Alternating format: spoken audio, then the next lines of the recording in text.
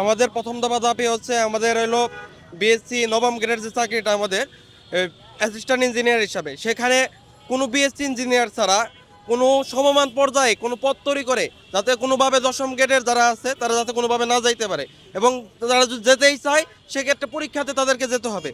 দ্বিতীয় ধাপ হচ্ছে আমাদের হলো আমাদের দশম গ্রেডে সবার জন্য মুক্ত করে দিতে হবে, এবং বিএসসি ইঞ্জিনিয়ার ছাড়া কোনো শিক্ষার্থী যাতে কোনোভাবেই যাতে আমাদের নবম গ্রেডে যাতে পরীক্ষা না দিতে পারে, সেক্ষেত্রে আমাদের জন্য সকল বিশ্ববিদ্যালয়ের শিক্ষার্থীরা আজকে আমাদের মানববন্ধনের আয়োজন করা হয়েছে।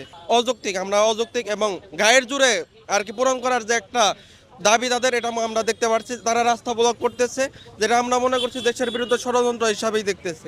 এখানেও দশম গ্রেড তারা নিজেদের দাবি করতেছে যাতে দশম গ্রেডে কেউ দিতে পরীক্ষা দিতে না দিতে পারে, এটা তো একদম বৈষম্য হয়ে যাচ্ছে। এখন কেউ সবাই পরীক্ষা দেখ, পরীক্ষা দেওয়ার পর যে যোগ্য ব্যক্তি সে চান্স পায়, এটাই তো আমাদের 24-এর মূল মন্ত্র ছিল যে কোঠা নাই মেধা। আমাদের মেইন কথা হচ্ছে যে এখানে আমি একটা কথা উল্লেখ করতে চাই, সেটা হলো যে যারা ডিপ্লোমা ইঞ্জিনিয়ারিং করে, আমরা নামে তারা ডিপ্লোমা ইঞ্জিনিয়ার যুক্ত করে, তো ডিপ্লোমা ইঞ্জিনিয়ারিং শেষে তখন তারা দশম গ্রেডে সাব অ্যাসিস্ট্যান্ট ইঞ্জিনিয়ার হিসেবে যোগদান করার পরে মাত্র 4 বা 5 বছর চাকরির মাধ্যমে তারা সেখানে অ্যাসিস্ট্যান্ট ইঞ্জিনিয়ার হিসেবে প্রমোশন পায়।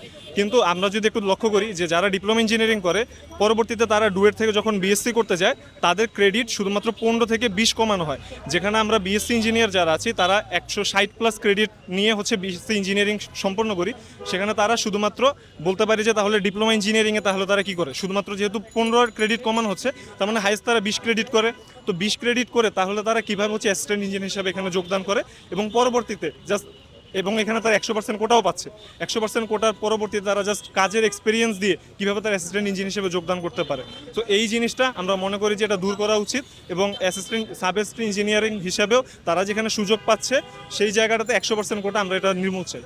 এই দাবিটা জানতে হলে আপনাদের বাংলাদেশের ইঞ্জিনিয়ারিং সেক্টর সম্বন্ধে জানতে হবে। বাংলাদেশের ইঞ্জিনিয়ারিং সেক্টরে দুইটা ক্যাটাগরি আছে, একটা উপসহকারী প্রকৌশলী আর একটা সহকারী প্রকৌশলী। উপসহকারী প্রকৌশলী দশম গ্রেড এবং সহকারী প্রকৌশলী নবম গ্রেড, এবং একজন ইঞ্জিনিয়ার হিসেবে সবারই এই জায়গায় একটা আছে যে তারা দুই ক্যাটাগরিতে অ্যাপ্লাই করতে পারবে। বাট 2013 সালে ডিপ্লোমা ইঞ্জিনিয়াররা তাদের গায়ের জোরে যে দশম গ্রেড আছে উপসহকারী প্রকৌশলী, সেটা 100% কোটা ভিত্তিকে তারা নিয়োগ নেয়। এই জায়গায় কোনো বিএসসি ইঞ্জিনিয়ার যেতে পারে না।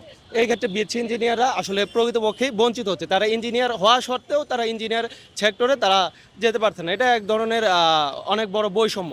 আপনি যদি খেয়াল করেন বিগত চাকরির বাজারগুলোতে সহকারী প্রকৌশলীতে যদি 100টা পোস্ট হয়, সেই ক্ষেত্রে আপনার উপসহকারী প্রকৌশলীতে 10 গুণ বা 20 গুণ, প্রায় 1000 বা 1500 বা 1200 এরকম পোস্টও হওয়া দেখা যায়। কিন্তু এই জায়গায় মানে বিএসসির একটা বিপুল সংখ্যক স্টুডেন্ট তারা অ্যাপ্লাই করতে পারছে না, আর ডিপ্লোমা ইঞ্জিনিয়ার 100% কোটাতে যাচ্ছে।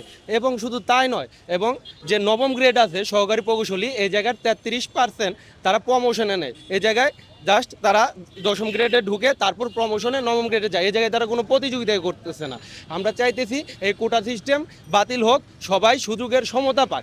বাংলাদেশের সংবিধানে সুযোগের সমতার কথা বলা আছে, এবং আমি চাই একজন বিএসসি ইঞ্জিনিয়ার হিসেবে সবাই সুযোগের সমতা চাক, কোনো কোটা থাকবে না, যার যার যোগ্যতা ভিত্তিতে সে দশম গ্রেড বা নবম গ্রেডে যুক্ত হবে।